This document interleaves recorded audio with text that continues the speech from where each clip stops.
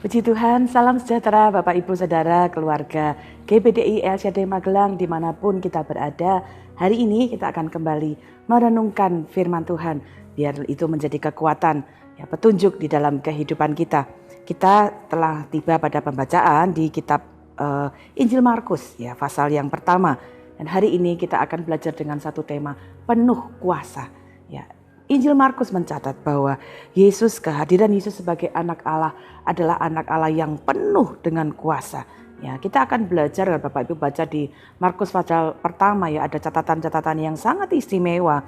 Apa yang dikerjakannya dengan penuh kuasa sebagai anak Allah yang kehadirannya sudah dinubuatkan, yang sudah diperkenan oleh Allah sendiri.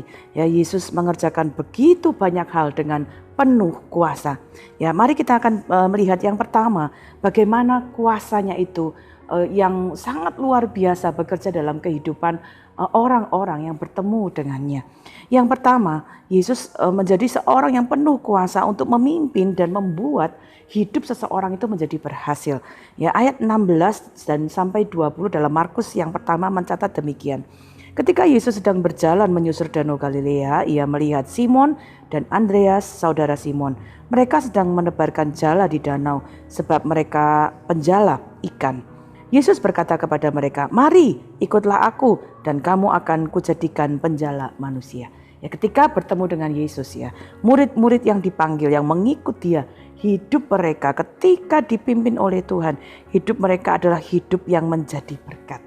Ini adalah satu hal yang sangat luar biasa yang Yesus kerjakan di dalam kehidupan murid-muridnya.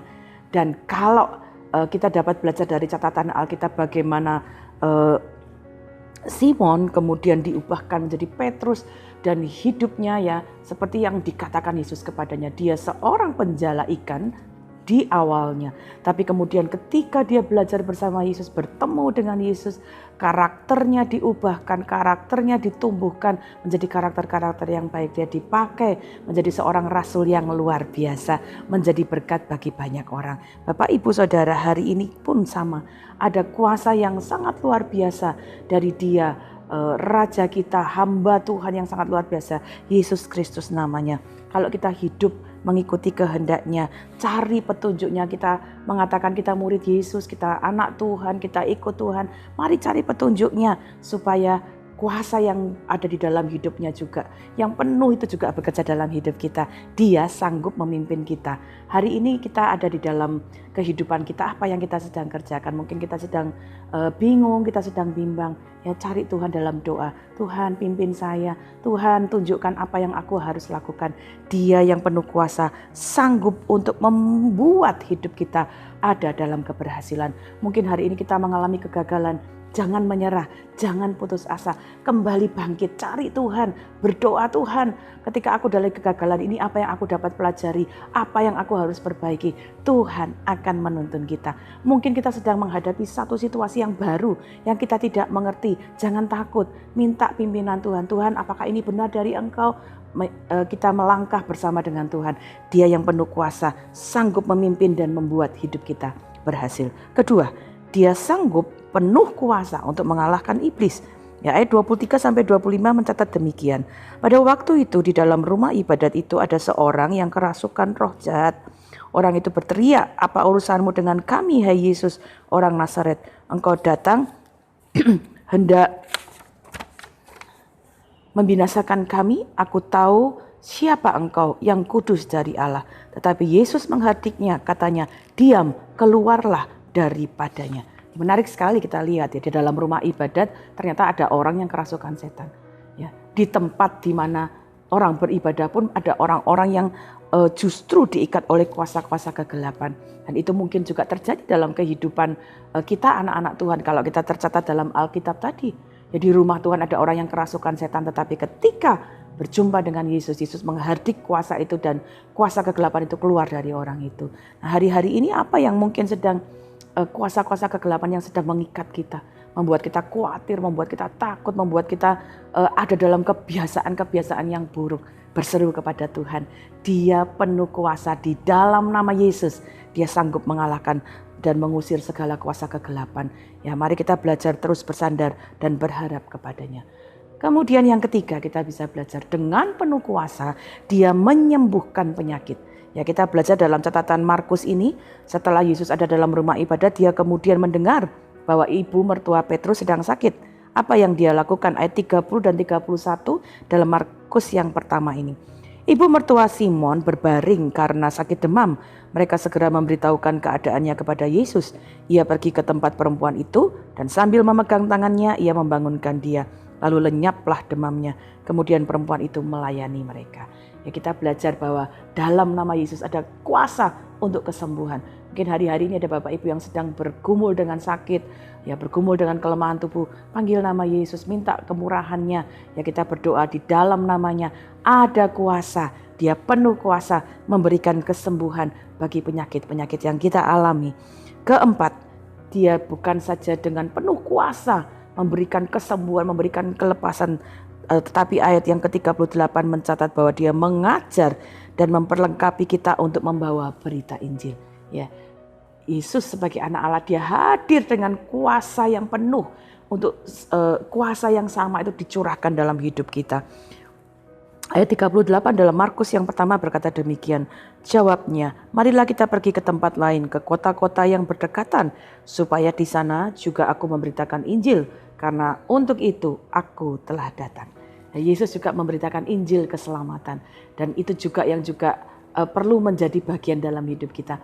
Sama seperti dia mengajar banyak orang pada waktu itu, memberitakan kabar sukacita. Hari ini kita yang jadi anak-anak Tuhan pun, yang sudah mengalami kuasa yang sama juga menyertai kita, memperlengkapi kita untuk juga memberitakan Injil keselamatan kepada banyak orang.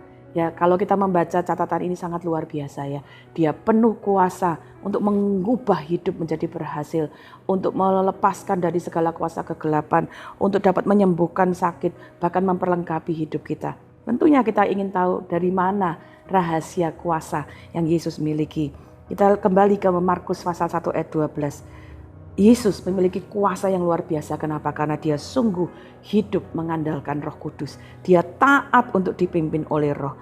Kita baca Markus 1 ayat 12. Segera sesudah itu Roh memimpin dia ke padang gurun. Kita melihat ya, ada catatan kisah ketika Yesus selesai dibaptiskan. Dia dipimpin oleh Roh ke padang gurun. Dan kita tahu di padang gurun dia berpuasa 40 hari. Ada banyak hal yang dihadapi. Tidak menyenangkan, tidak mudah, tapi Yesus taat di dalam pimpinan Roh. Dia mengandalkan pimpinan Roh. Bapak, Ibu, Saudara, kita jadi anak-anak Tuhan, ada janji yang sama. Kita akan juga penuh kuasa. Tapi mari belajar, Yesus menjadi orang yang penuh kuasa. Kenapa? Karena dia mengandalkan Roh Kudus.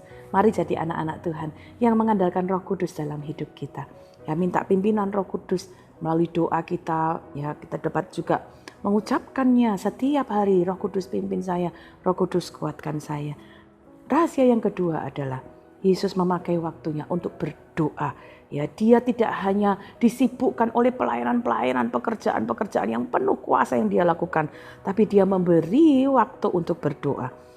Markus 1 ayat 35, pagi-pagi benar, waktu hari masih gelap, ia bangun dan pergi keluar. Ia pergi ke tempat yang sunyi dan berdoa di sana. Apa yang kita lakukan sebelum kita memulai hari kita? Mari kita belajar beri waktu berdoa. Ya, memberi waktu mencari Tuhan, memberi waktu terhubung dengan Dia. Firman Allah mencatat, Dia adalah anak Allah yang penuh kuasa. Firman Allah berkata bahwa ketika kita jadi pengikutnya, kita jadi pengikut Kristus, kita jadi anak-anak Tuhan, kuasa yang sama juga ada dalam hidup kita. Kita akan jadi anak-anak Tuhan yang juga penuh kuasa. Mari kita belajar melalui rahasia ini. Andalkan hidup kita sepenuhnya dipimpin oleh Roh Kudus. Kemudian kita beri waktu kita untuk berdoa, mencari Dia dalam kehidupan kita. Kita dapat jadi anak-anak Tuhan. Kita dapat jadi seperti Yesus, hamba Tuhan yang melakukan pekerjaan yang besar, penuh dengan kuasa yang menyertai kehidupan kita. Karena itu mari kita hari ini, kita bukan hanya belajar, kita bersyukur kita punya hamba, anak Allah yang luar biasa, hamba Allah yang luar biasa. Dialah teladan hidup kita, tapi kita pun dipanggil jadi anak-anak Tuhan, jadi hamba-hambanya Tuhan. Kita belajar juga untuk hidup dengan penuh kuasa dalam hidup kita. Yohanes 14 ayat 12 berkata, "Aku berkata kepadamu, sesungguhnya barang siapa percaya kepadaku, ia akan melakukan juga pekerjaan-pekerjaan yang aku lakukan, bahkan pekerjaan-pekerjaan yang lebih besar daripada itu." Bapak Ibu, hari ini mari tangkap dengan iman. Kita akan memiliki hidup yang penuh dengan keberhasilan. Kita dapat juga membawa orang-orang lain dalam keberhasilan. Kita dapat dengan doa-doa kita yang kita naikkan kepada Tuhan, mendoakan orang yang sakit dan mereka sembuh. Kita dapat mengajar banyak orang yang hidup kita berdampak untuk mereka percaya kepada Tuhan dan membawa mereka kepada Tuhan. Karena itu hari ini mari kita belajar ya. Kuasa yang sama juga ada dalam hidup kita. Hidup kita adalah hidup yang penuh kuasa. Terus andalkan Tuhan, andalkan Roh Kudus dalam hidup kita, beri waktu berdoa.